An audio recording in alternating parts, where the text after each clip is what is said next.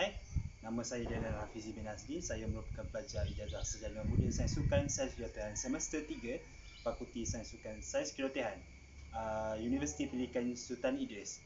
Hari ini saya akan menunjuk cara 4 pelakuan asas dalam sukan gimnastik. 4 lakuan yang saya maksudkan tadi, okey, pertama ialah dirian kepala, kedua putar roda, ketiga guling hadapan dan keempat guling belakang. Okey, saya akan tunjuk satu-satu cara dan teknik untuk melakukan lakuan ini. Di samping saya akan selitkan sedikit unsur-unsur fisiologi ataupun anatomi, biomekanik dan unsur KLSF. Okey, untuk lakuan pertama iaitu lakuan putar roda. Okey, putar roda, kalau kita ingatkan dulu, dulu masa kita kanak-kanak kita pernah melakukan ini sewaktu bermain, mana kita akan pusingkan badan kita lepas tu kita akan mendarat dengan kedua kaki kita. Okey, saya akan tunjukkan ansur maju yang perlu dilakukan. Okey, pertama, berdiri dalam keadaan biasa. Kemudian hayungkan tangan ke sisi untuk menjana momentum. Ketiga, sewaktu hayungan tangan dilakukan, kaki akan dihayungkan sekali, kedua-dua belah kaki akan dihayungkan, dan sewaktu kaki berada di atas, jatuhan kaki dulu akan dilakukan dan diikuti dengan keadaan berdiri selepas itu. Berdiri seperti biasa. Okey, mula-mula berdiri seperti biasa. Sewaktu menghayungkan, hayung sekuat mungkin ataupun hayung dalam keadaan laju untuk menjana momentum, membolehkan badan kita berguling ke sebelah sana, sebelah kanan saya. Jika hayungan tangan dilakukan secara perlahan, kita akan jatuh ataupun ketidakseimbangan akan berlaku menyebabkan kita jatuh dan boleh menyebabkan kecederaan. Antara kesalahan-kesalahan yang biasa dilakukan sewaktu putar roda antaranya sewaktu tangan dihayungkan, hayungan tangan perlahan menyebabkan ketidakseimbangan sewaktu badan berada di atas kerana kurangnya momentum di jana. Okey, seterusnya, sewaktu kaki berada di atas, keseimbangan pada bahagian tengah badan iaitu bahagian rectus abdominis kurang kuat, di mana badan akan cenderung untuk jatuh ke depan, ke belakang ataupun ke sisi.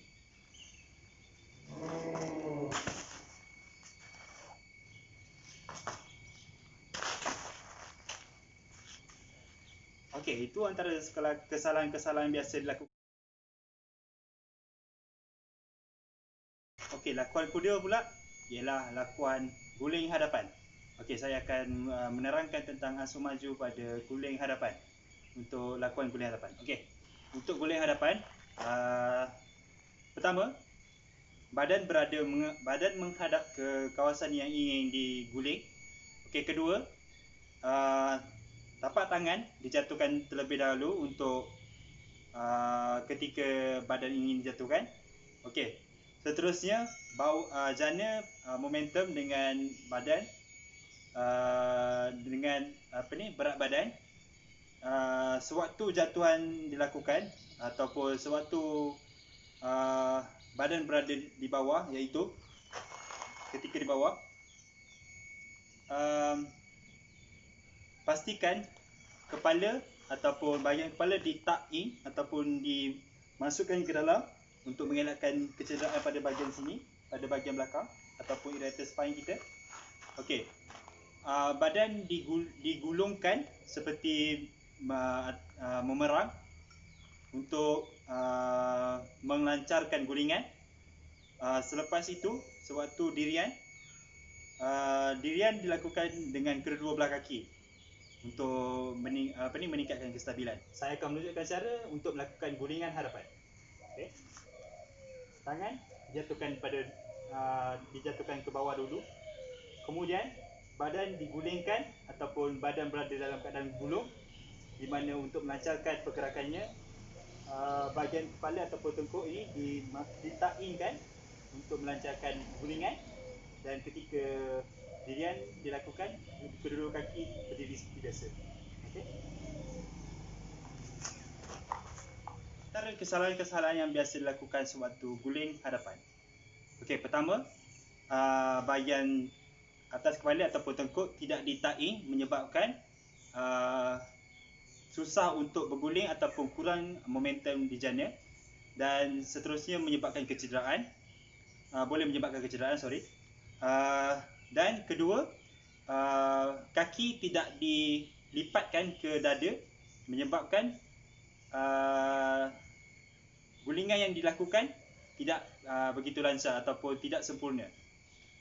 Okey, seterusnya, kurang kekuatan pada bahagian lengan, di mana sewaktu tangan dijatuhkan dan diikuti oleh badan, tangan tidak betul-betul menyokong bahagian badan ketika dijatuhkan, menyebabkan badan cenderung untuk jatuh ke bahagian sisi ataupun ke kiri atau ke kanan sewaktu melakukan.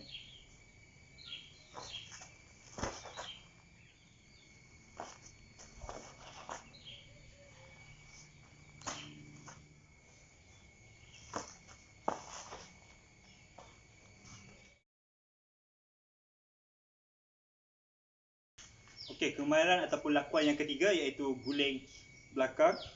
Guling belakang sama, unsur majunya sama saja seperti guling hadapan. Cuma bezanya arah gulingan yang dilakukan. Okey, untuk guling belakang, unsur majunya badan berada dalam keadaan bertentangan dengan arah gulingan yang akan dilakukan. Sewaktu gulingan ingin dilakukan, bahagian tangan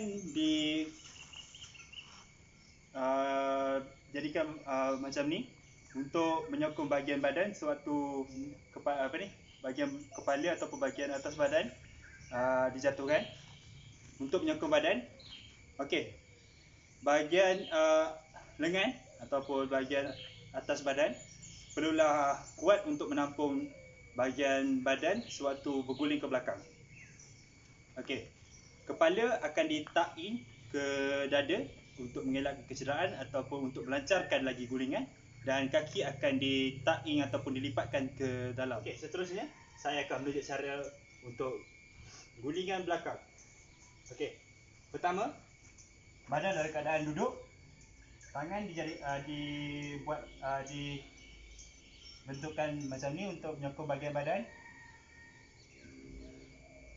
Kaki akan dihayungkan untuk menjana momentum, dan pastikan kepala ditain dan kaki sewaktu dihayungkan secepat mungkin dilipatkan ke dada, untuk dilipatkan ke dada untuk melancarkan gulingan.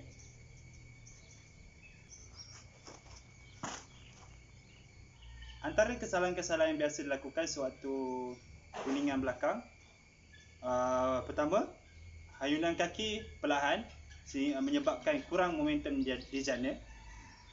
Kedua, bahagian tangan tidak berapa kuat untuk menampung berat badan, menyebabkan badan akan berjatuh ke bahagian kiri ataupun kanan. Kestabilan badan akan terjejas pada situ. Okey, seterusnya, bahagian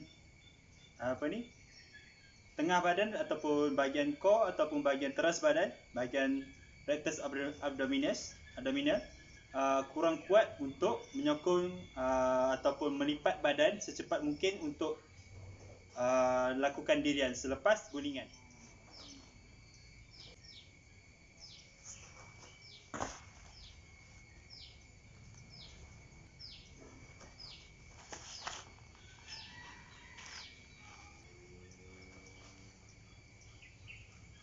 Berikut merupakan kesalahan-kesalahan yang dilakukan sewaktu gulingan belakang. Okey, lakuan terakhir yang akan dilakukan dinamakan dirian kepala ataupun headstand. Okey, dirian kepala terbahagi kepada 4 unsur majunya ataupun 7 caranya. Okey, pertama, tangan letakkan tangan dalam keadaan rata seperti ini.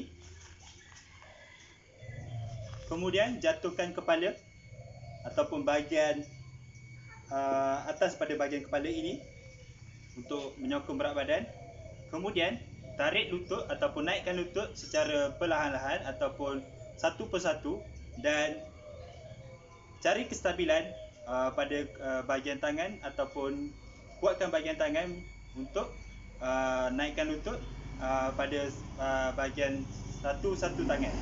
Okey, lutut akan dinaikkan pada perlahan pada bahagian siku.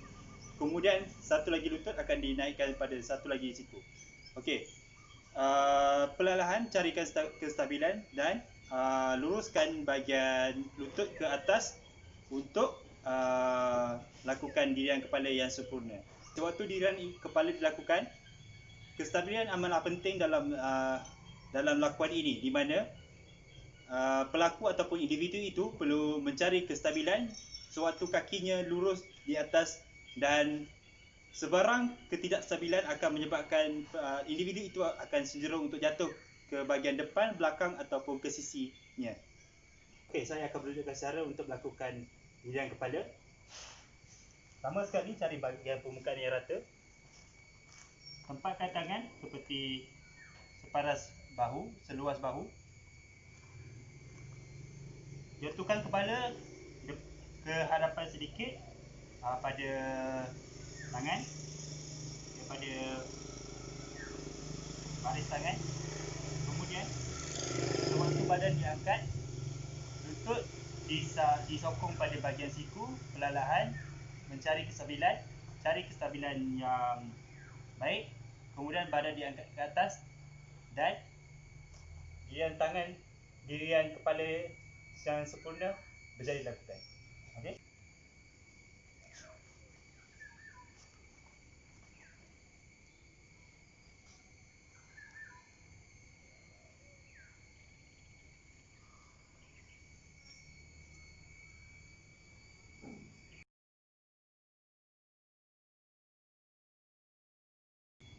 Okey, antara kesalahan-kesalahan yang biasa dilakukan sewaktu dirian kepala.